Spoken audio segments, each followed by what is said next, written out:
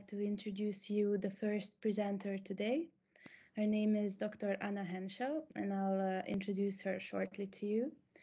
Dr. Anna Herschel is a researcher, and her research is all about how humans and robots can work together. In her job, Anna is observing how our brain reacts when we talk to robots, when we dance with them, when we ask them to help us. To be able to look into this, she studied neuropsychology and worked on projects involving human-robot interaction. She writes about this topic in academic journals and gives talks often about social robotics, science communication, and also women's careers in science, technology, engineering, and mathematics. So welcome, Anna. We're very happy to have you here and excited about your presentation.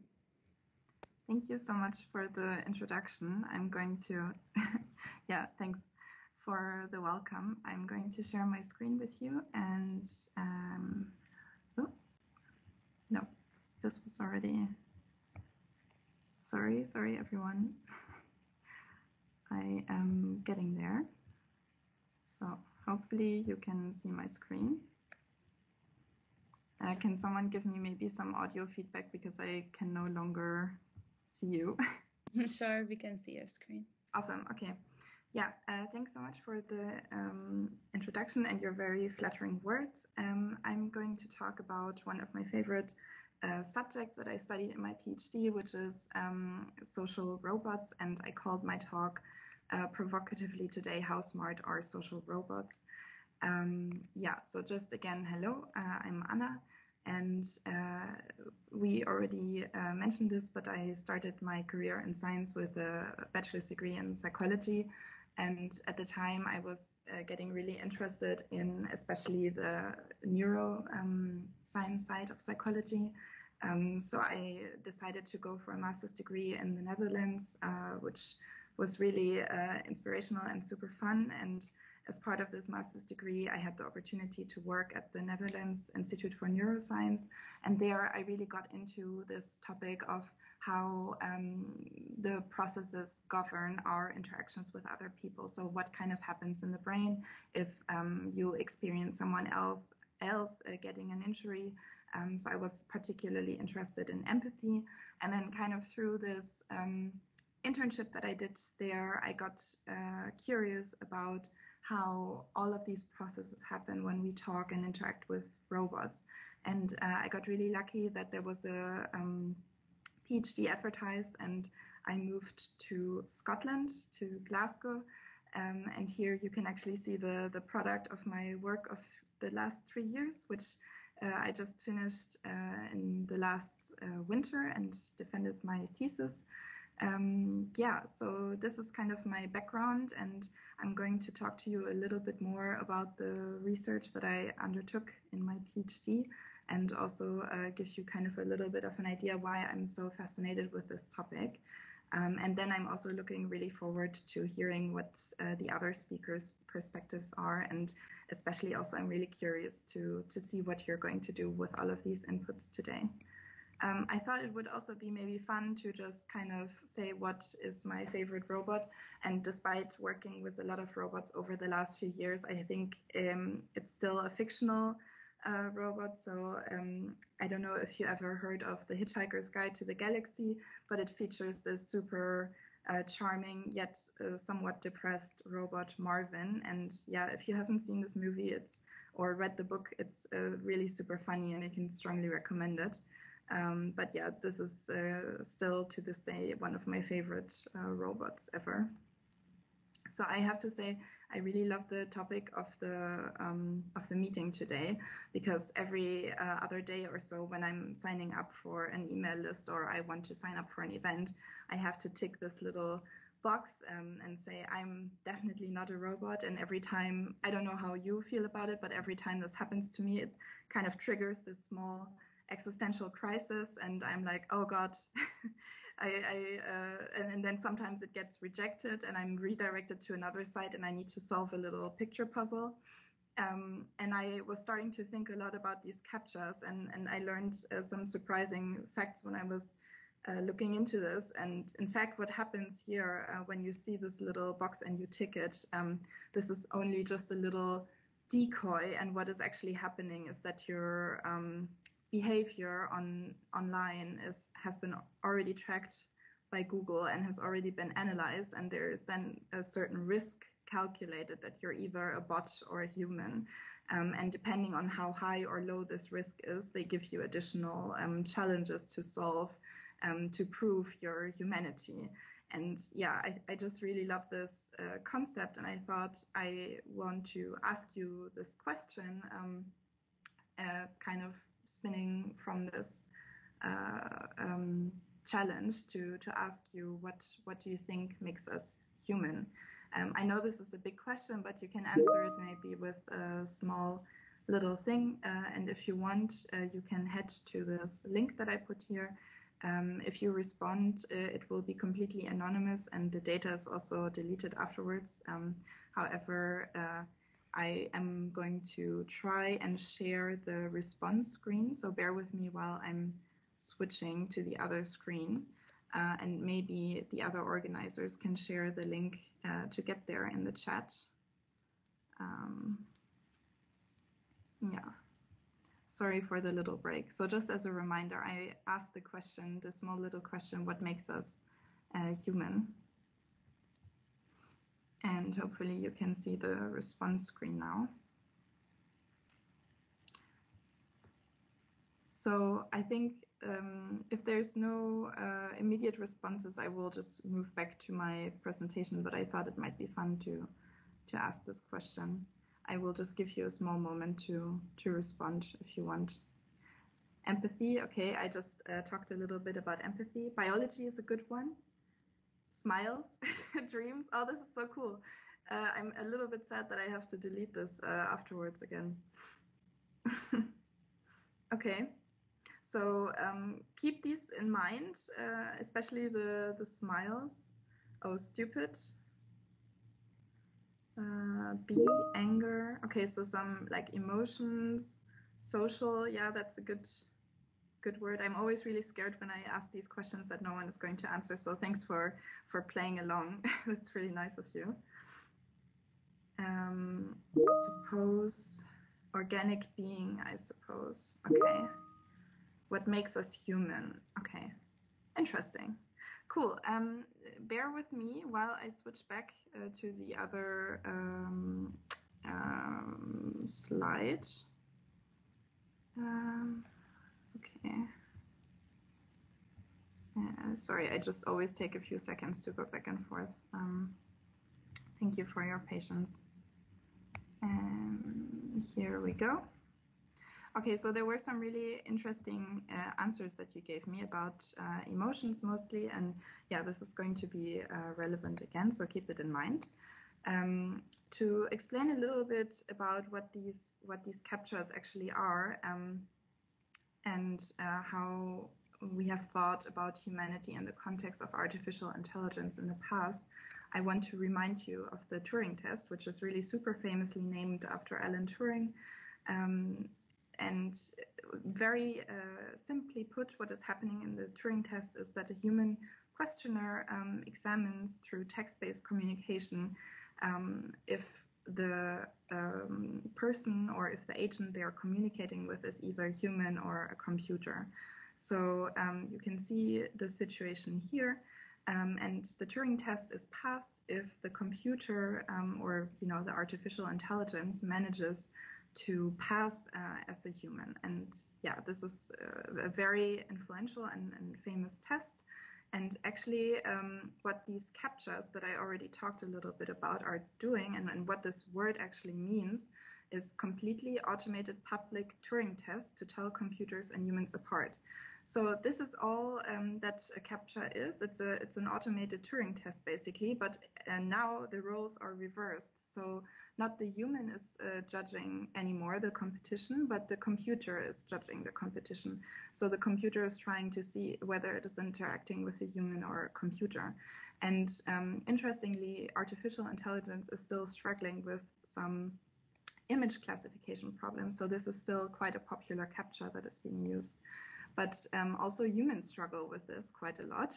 So I'm sometimes in this situation where I'm really doubting everything about my humanity because I'm failing these captchas. But let's come back to my favorite topic again, the robots. And the question is, are robots smart enough to pass the Turing test? And here you can actually see a smart contraption that someone built, a little robotic arms that is solving this. It's actually called a no captcha reCAPTCHA for some reasons. And this seems to suggest that the robot has successfully proven its humanity to us. But what does it actually look like? So I present to you here some little snippets from real life. And here you can see the Atlas robot, which is just completely falling apart here at a task of putting a box somewhere. And then you can see here the Pepper robot, which is one of the first kind of big commercially produced humanoid robots that you can actually purchase. However, I would advise you to really think closely about whether or not you want to buy this robot, because it costs approximately as much as a small car, and maybe you would prefer to invest your money in another thing. But anyways, here it's kind of having the most awkward social interaction that you could possibly imagine having. You can see here the little sibling of Pepper, which is the Now robot. And in this case, it's just kind of struggling with a carpet. So this is also something to keep in mind as a researcher who's working with social robots. And these are just a few examples, but there are so many that I could have shown you. And in these years of working together with robots, I've seen really quite a lot of things, from robot motors overheating, or, several pre-pandemic, when several people were in a room together and the robot was not able to identify who it was talking to. So there are quite a lot of issues here. So I think if we're coming back to our question, are robots smart enough to pass the Turing test? I think at the moment, at least, I would say probably not right now. As a scientist, you're always a little bit hesitant to speculate about the future, but we can assume, or we are seeing, or what we are observing at the moment, and what I'm sure you're reading in the news every day, or are maybe reading on social media, is that there are so many new advances in AI, in artificial intelligence, and so the different fields of artificial intelligence, for example, the computer vision that I mentioned before. But robots are still struggling with something that is extremely natural and very intuitive to us, which is social skills. So I think this is one of the most fundamentally beautiful things that I learned in my PhD, is that really the social interactions that we carry out in our everyday life are so complex and so beautiful, and they are so small scale, and oftentimes we are a little bit like fish in water. We don't notice that something is going super well until it breaks down. So if you again imagine pre-pandemic times, when someone was maybe approaching you and they were not respecting your little personal space bubble, or if someone doesn't want to make eye contact, these are little things when the social interactions can fall apart. Or imagine like you're in the situation like the robot, and you're trying to give someone a high five, and it just, it falls apart. And I can feel this viscerally if I think about that. I'm sure you have experienced that as well. And all this is to say that social interaction is a really complex problem for robots, and we're still kind of far away from solving this. So I realize that I talk now a lot about what are social robots without really kind of defining them. So I want to show you one little guy that is Cosmo right here, where he's just roaming around exploring my messy desk. I'm not sure if you can hear him, but he's making some like sounds along the way. Yeah, and so this is one of the little social robots. On the left, you can see that I was actually able to take him home with me, and this is already kind of at the end of my PhD. My professor, I think, was feeling a little bit sorry for me that I spent so many hours alone writing in my room, and she said, oh, you can take the robot home with you. And this was very interesting for me as a researcher who has been for years observing how people interact with robots, to then take the robot home and become, the subject of my own study. And actually what I noticed was something that is also quite a big problem in social robotics, and that quite a lot of startups that are trying to break into this robotics production are facing, which is that it's really hard for social robots to capture and keep our attention for quite a long time. So I noticed that I played a lot with this little Cosmo in the beginning. One of the nice features about it is that it has face detection, and that it actually manages to remember your face and even sometimes tries to say your name. But then, of course, its behaviors feel somewhat repetitive after a while, and it gets maybe a little bit boring. And this is one of the huge issues in social robotics that we have also not yet solved. How can we continue to predict this and keep up people's interest in these social robots?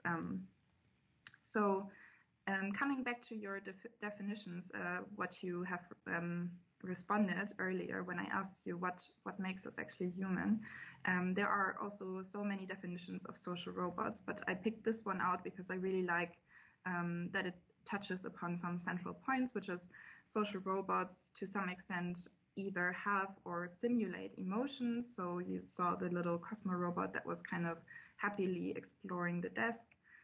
They should have some communication skills, whether this is, just through the little sounds that the robot emitted or other things.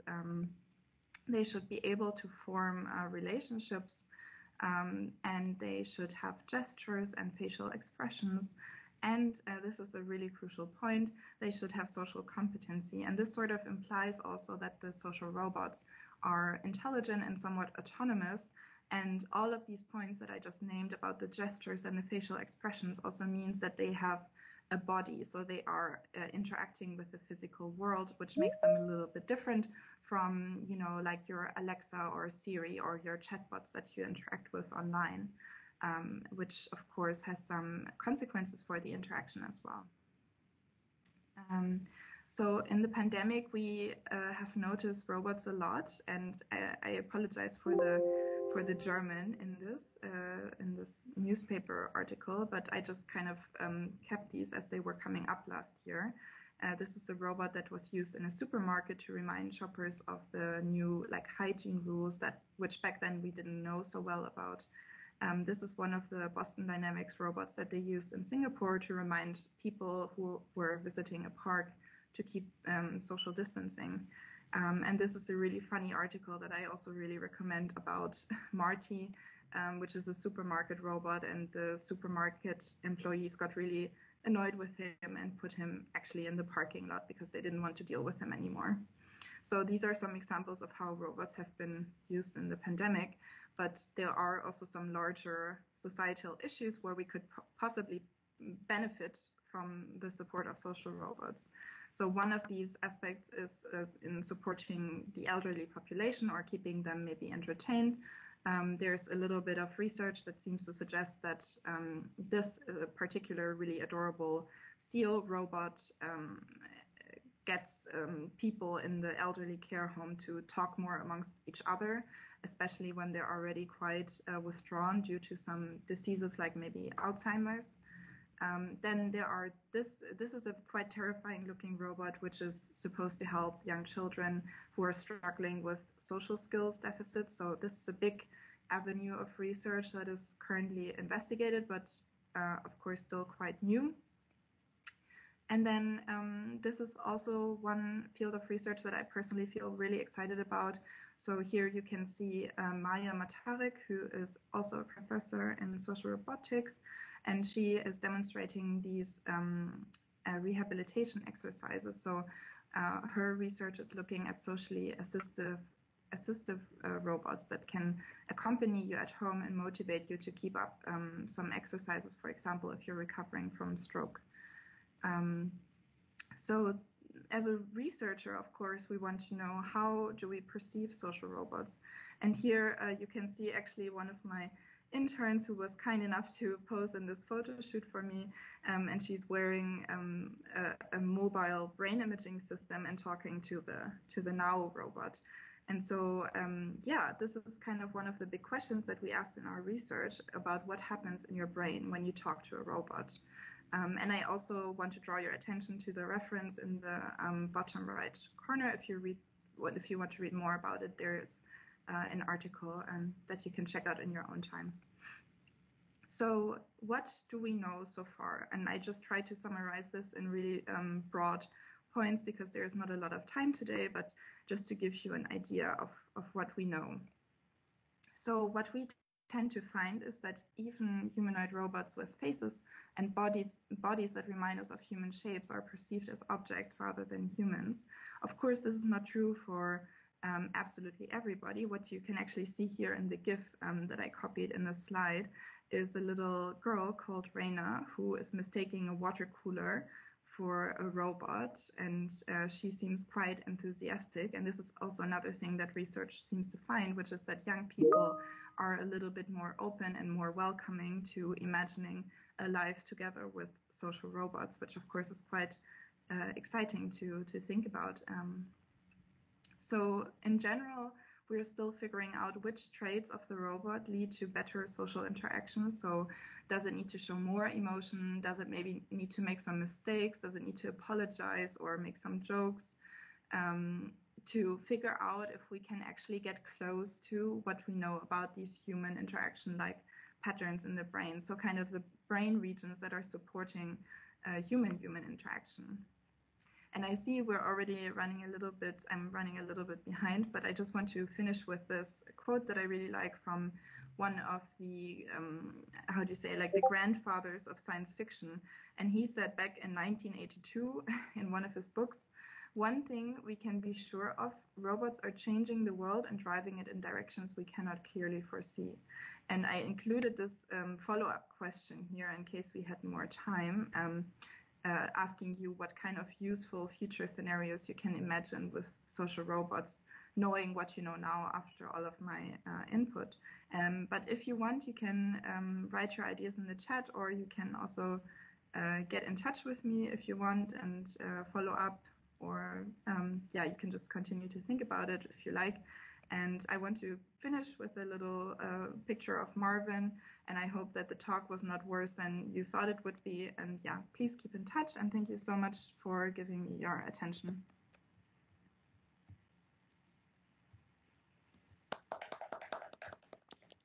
Thank you, Anna. This was really good. And actually, we're not out of time or anything. So maybe we can talk about that last question that you posed. And if you could maybe put in the chat, actually, that would be brilliant so that participants can think about it. But until then, I wanted to ask you, everybody else, if you have questions for Anna, if there were some points of the presentation that you would like to go deeper into, if there was something that you specifically liked. I, for example, found this thing with Cosmo, your studying robot, quite intriguing, and also that you said that actually after a while you just lose interest. It's not that exciting anymore. And I was wondering what kind of functions it could have that would keep your attention a little longer, even if it keeps you a little bit from doing your homework. I think this is the big question, I guess. And one of the things that I looked at in my PhD was a small little tiny feature that we have in our everyday interactions with each other, which is movement. So even in conversation, we have these gestures, and we sometimes accidentally or intentionally synchronize our movements or our facial expressions. So maybe you know the phenomenon if someone is yawning in the room and everyone else starts yawning. So this is, some researchers suggest that this is really importantly the social glue that holds society together, which I wouldn't necessarily say, but it is quite an important feature of human interaction. So what I tried to do was to make robots synchronize with my participants, and then see if the participants in my studies enjoyed talking to a robot more if it was synchronizing with them, compared to participants that experienced a robot that was not synchronizing their movements with them. And to do that, I gave them a little drawing task, which was really quite a simple task, and then asked them afterwards, okay, what do you think about this robot? And also I gave them the opportunity to spend more time with the robot. And then I just watched and saw what happened. And what I would have expected based on what we know about how humans interact with each other and based on this theory was that the synchronous robot would have been more preferred. But what we actually saw was that there was absolutely no difference, and people even came in and already had such a strong positive perception of this robot, which was the Pepper robot, and thought it was super cute. And almost everyone in this sample of participants wanted to spend time with it. So there was already this quite strong positive reaction to the robot. And what this study suggests is that these mechanisms that we know of in human-human interactions might not translate one-to-one to human-robot interactions. And this is the challenge, to figure out which features that we know of can we implement in these robots so that they actually become more interesting to us and then also serve these goals that I introduced. Yeah, so I talked for quite a long time, but I'm I got excited about the question. Thank you. No, it's quite funny that you wouldn't think that being able to yawn is one of the most important things for a robot to do, and then here we are proving that it is very important. Ooh, we have some interesting responses in the chat. I'll read them out loud so that stream viewers can also hear them. I think David thinks that robot teachers would be interesting. I think there are already examples of that probably, but maybe Anna knows better. Yeah, I think you're totally right. There are already robot teachers, and I think they are experimenting also with sending robots to like remote locations and then having kind of a televised teacher on the screen where the face of the robot would be. So there's lots of stuff going on with that. That's just maybe not mainstream enough yet. I guess it's the same pattern as the instructor for the sports exercises, where you can kind of like, you don't need a person to show something, you can just copy a robot kind of thing. Yeah. But I guess when you have questions, the robot will be less likely to be able to answer them. Yeah, indeed. And also maybe, I mean, it's always easy to talk about it like that, but it's always another story being actually the student who suddenly has a robot in front of them. And so maybe some students would find that interesting and fun, and maybe other students would just think it's like the silliest thing ever. So it's also like a matter of personal differences again. Okay, we have one more idea from Hanna Regina. Maybe one day we could even have a robot president. Oh, that's with a question mark. I mean, they might lack social skills, but they are based on patterns and are not taken over by emotions. So they could make good politicians. That's the scenario I thought of. I love this suggestion. Thank you so much, Hannah.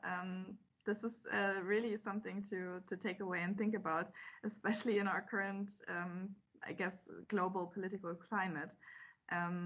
So I think there are lots of things in this question and in this suggestion that you made. So I guess there is some issue with how who is behind the social skills and who's behind designing the behavior of the robot, because it's always humans, right?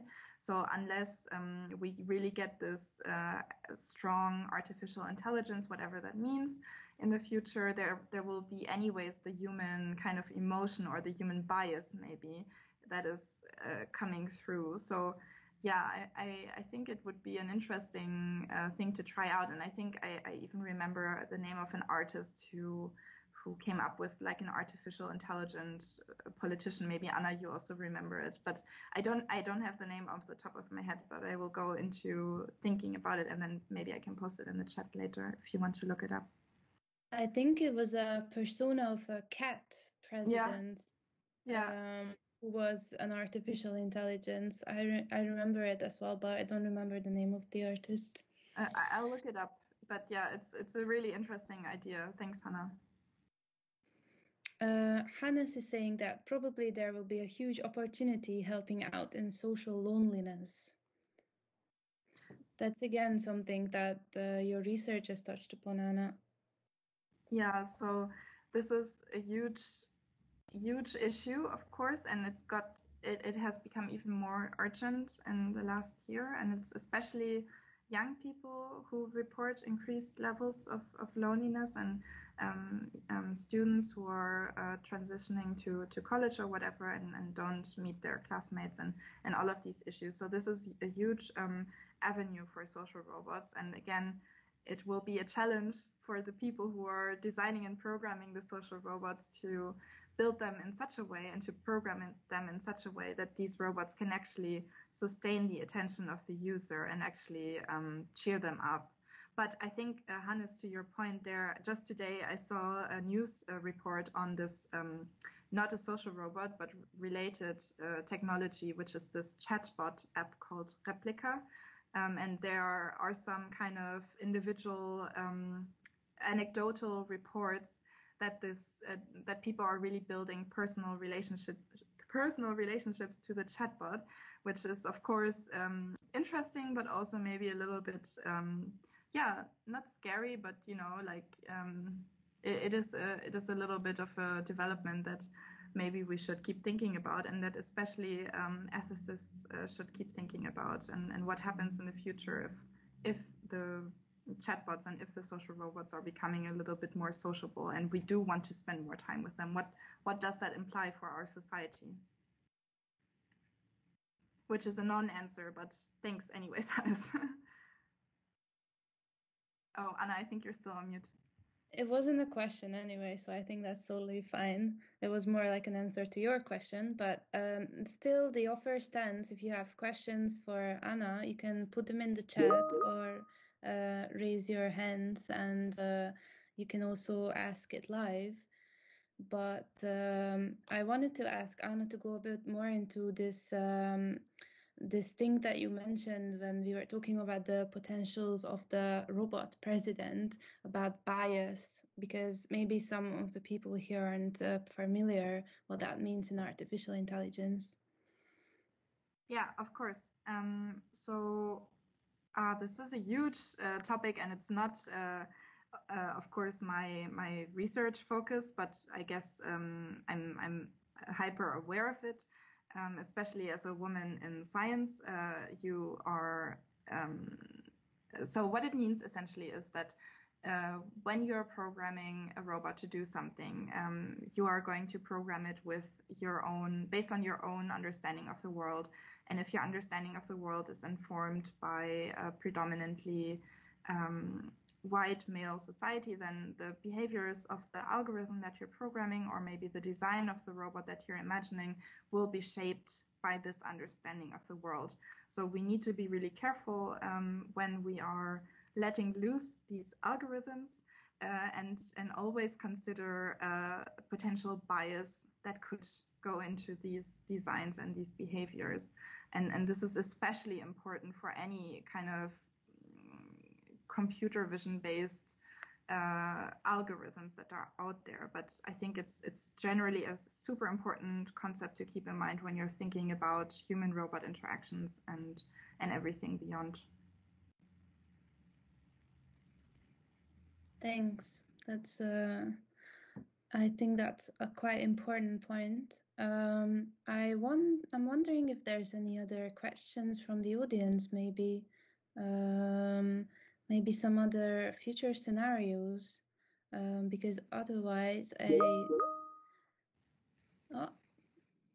okay, we have a question. So Hanna Regina wanted to ask about robots making robots.